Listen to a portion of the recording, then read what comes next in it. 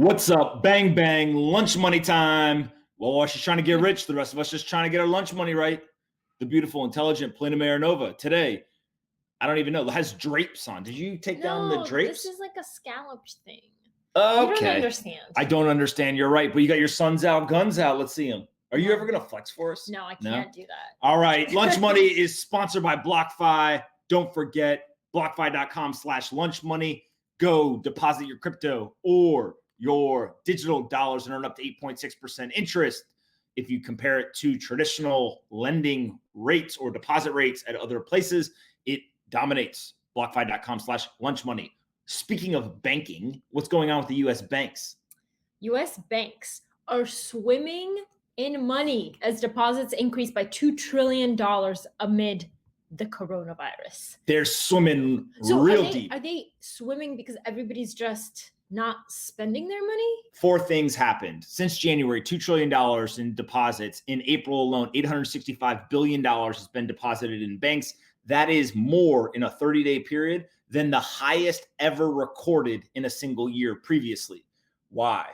First of all, corporations were pulling on their credit lines. So Boeing, Ford, and others started to pull on their credit lines and get as much cash into their bank as possible in case anything happened. The uncertainty forced them to pull on those credit lines. Two is the savings rate is up 33%.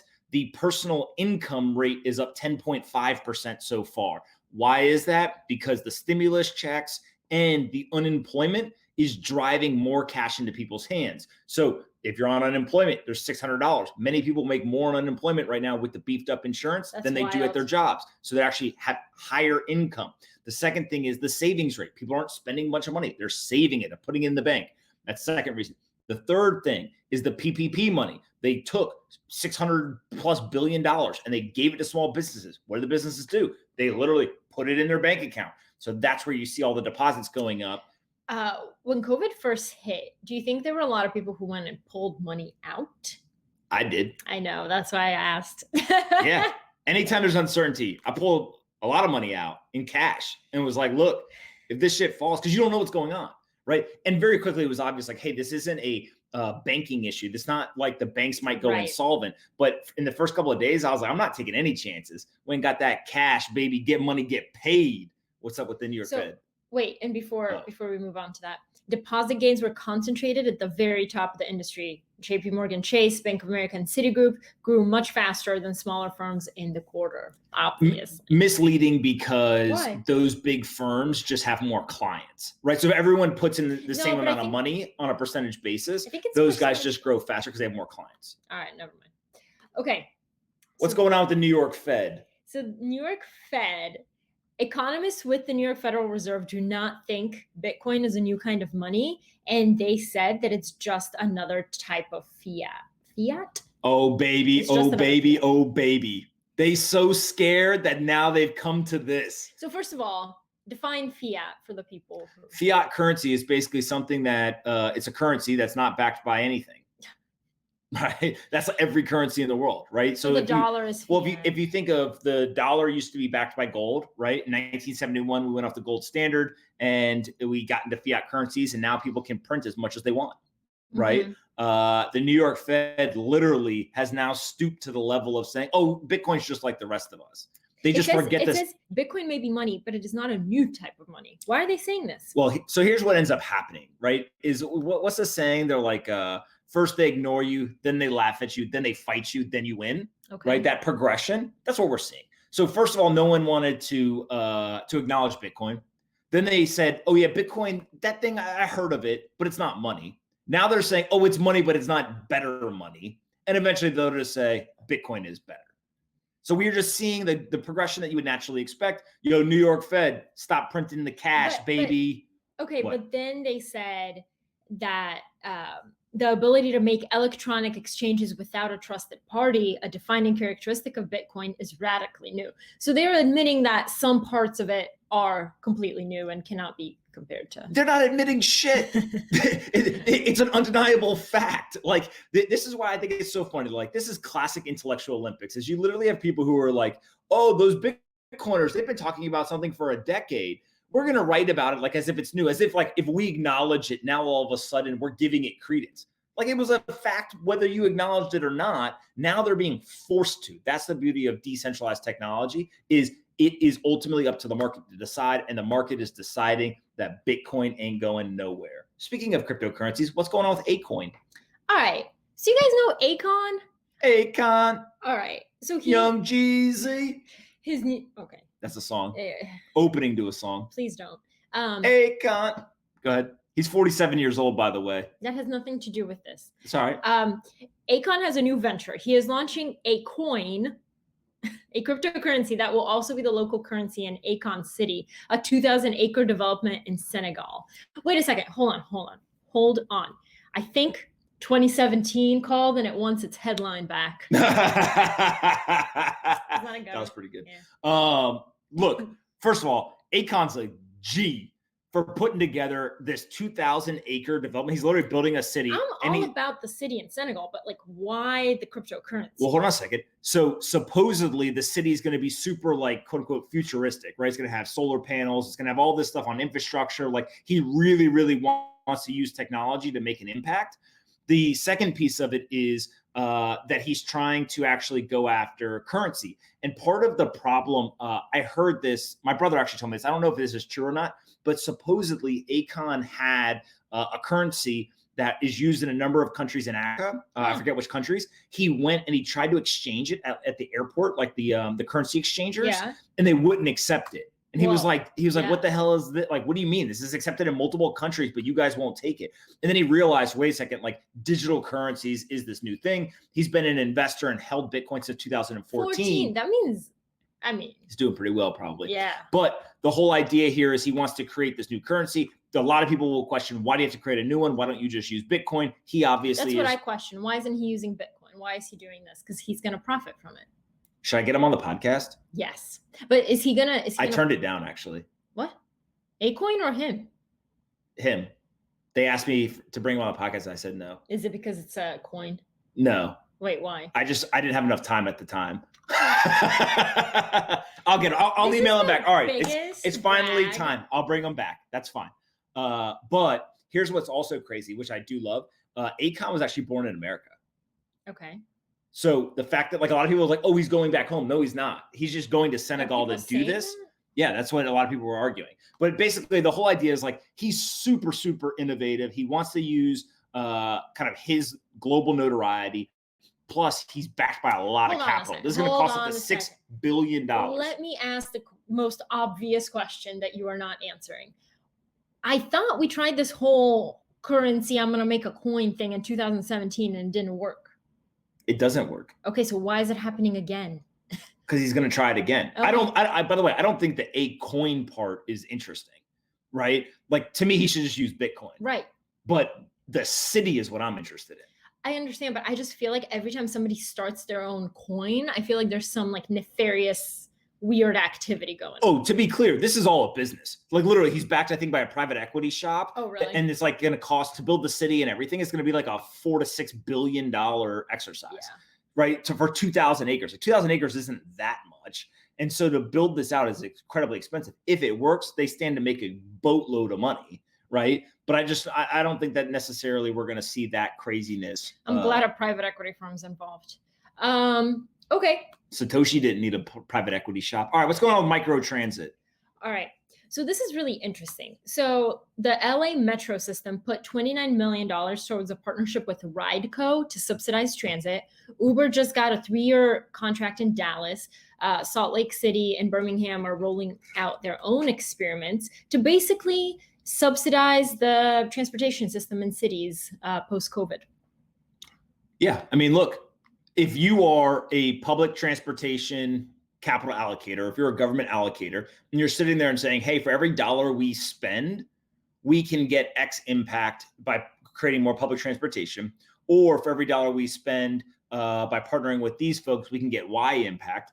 In some cases, not in all cases, maybe not even in most cases, but in some cases, spending the money on partnerships and subsidizations for the private companies will actually lead to better income and impact or outcomes and impact than doing it for public transportation. Especially now that a lot of buses and subways aren't running overnight, or they're running slowly or on whatever alternate schedules. And they might not be clean. And they might not be clean. I guess you would risk an Uber being cleaner. I don't know, but it's more reliable, right? So it would be nice to have an alternative to a bus or a the dollar amounts are also small, right? So like there's probably not that much you can do with $3 million. Let's say in Manhattan, if you have $3 million and you're like, okay, improve public transportation, there's probably not that much you can do with 3 million, meaning that most of the things that are going to have a material impact to improve the experience or the efficiency cost way more money than that.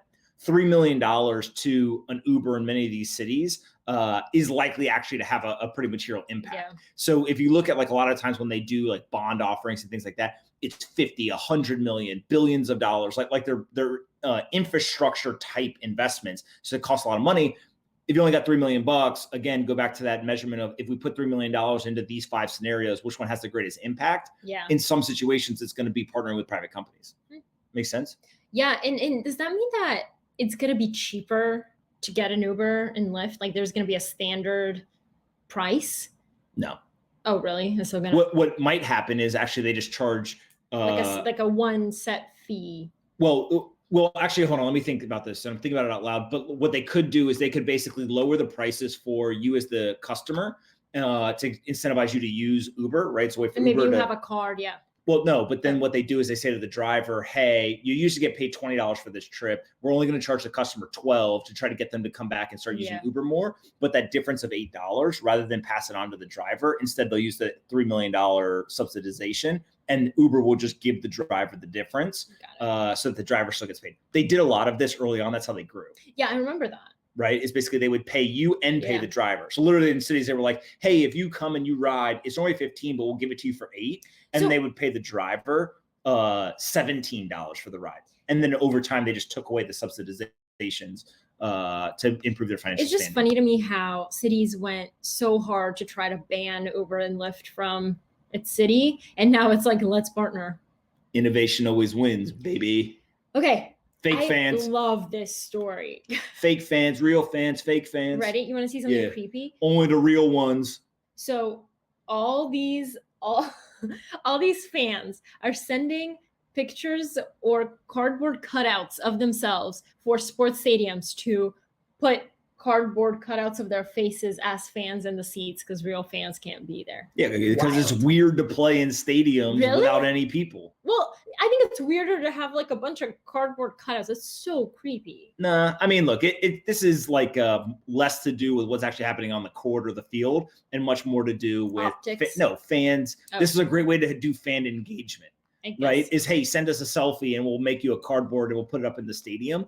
Then when all of a sudden it comes back, people feel much more emotionally attached to the team, right? So. Because they just participated. But at the same time, like, I don't think it actually changes anything. Hold on a second. Are the players wearing face masks as they play the games? I don't think I haven't seen a single league that's requiring them to wear face masks, but I think that they are required in some leagues, especially internationally, to wear face masks at the facility. So you got to wear it when you're walking around and stuff, but when you get on the field, then you take it off. Oh, okay. Right. The other thing that they're doing is in some places, I think the NBA, they're going to Disney World. Have you heard about this? No. So I don't remember all the details, but the NBA has decided that they're going to send all of the teams to Disney World and they're going to play the season there. And they're going to run multiple games at the same time on different courts. Is Mickey Mouse and Minnie Mouse going to be like in the background? But they're going to stay there. They're going to do all this stuff. And so one of the things that they're talking about, I don't know if they decided to do it or not, is they're going to pipe in fan noise. Ooh. Over the speakers. They're going to play it like it's a normal game. 90s sitcoms. You just hear the fake laugh in the background. Yeah. Well, I don't think there's going to be laugh tracks. I think there's just going to be fan noise. Like imagine if every time in our house, I like laugh when you crack the joke and no one laughs, there was a laugh track instead. I could just do it on the TV. Yeah. No, guys, fun fact. Now, every time I do something he doesn't like or he does something I don't like, the threat has become, I'll tell the people on lunch money what you did. I'm perfect. I don't do anything wrong. By the way, anyone keeping track at home? We played chess 4 times the other night. I went 3 for 4. No, you did not. I won backgammon twice. You're going to lie right now? I won backgammon. You won backgammon, a game of luck. But the game of skill, chess, 4 games, you won 1. He was so pissed I won. Yeah, I was mad that I didn't undefeated. Yes, you're right. You got smoked. It was a crime scene. Literally, I thought that the ambulance was going to show up. Okay. Massacre. His feelings do not get hurt unless you beat him in chess. Then it's like a freaking baby. No, I'm not good at chess. Just so everyone's clear. You're not good at chess. You're right. No, the only person I can beat is Polina, and I destroy her. One time I told her I wasn't going to sleep till I beat her 10 times in a row. That's not true. Well, you didn't. So, yeah, it's an interesting time here in this apartment. Yeah, you've lost so much at chess. You don't even know which direction is up anymore. Because all you're doing is going down. How about 2 nights ago when I beat you at backgammon and chess back to back? That didn't. You said it on the show. That didn't happen. You said it on my proof. Listen, champions, we got bad short-term memory. Nah, that didn't happen. Anyway. If I don't remember it, it didn't happen. Never forget that. That's a life lesson for all you there. By the way, happy Father's Day to all the fathers watching this. Okay. Best piece of advice my father ever gave me. Anything worth doing in life is worth overdoing. Think about that. No, it's not. Name something that's worth doing that's not worth overdoing. Eating. No. If you ever have started eating and like it, then keep eating. It's good for you. No problem. What else? Okay, we're done here. What else? You have turned to the trash again. I know, because I'm blocking your bullshit. Oh. All right, guys. We got a lunch money winner. I already forgot who it is. Hold on. No, Shady. Yeah, I forgot the Shady752. I'm not going to say what your full email address is, but Shady752, you won. I've sent you an email response. I can send you your $100. Dollar bills, y'all. What's up? It's dollar bill, y'all. What do you know? Good night. Good night. All right, guys. That's it for Lunch Money today. Well, Wall Street's trying to get rich. The rest of us just trying to get our lunch money right. Hopefully, you're enjoying the show. See you tomorrow. Don't make me flex my guns. Bang, bang. Hope you guys enjoyed this episode of Lunch Money as much as we did. And don't forget, Lunch Money is now sponsored by BlockFi, so go check them out. There's a link in the description that you can click on. I'm an investor, a user, and a huge fan. What? You're a bigger fan of BlockFi than you are of me? BlockFi is my second favorite thing in the world behind Polina. They've got 3 products. They can give you a US dollar loan. You can earn up to 8.6% interest on an interest-bearing account, or you can buy and sell cryptocurrencies on their crypto exchange. I personally use the interest-bearing account. There's not very many places where you'll find up to 8.6% interest on a deposit in an interest-bearing account. Go do your own research. There's risk associated, but 8.6% is pretty compelling. So click on the link in the description. Say thanks to the folks at BlockFi. Subscribe to our channel. Like the video. Annoy Polina in the comments. And we'll see you guys tomorrow. And be kind to your friends.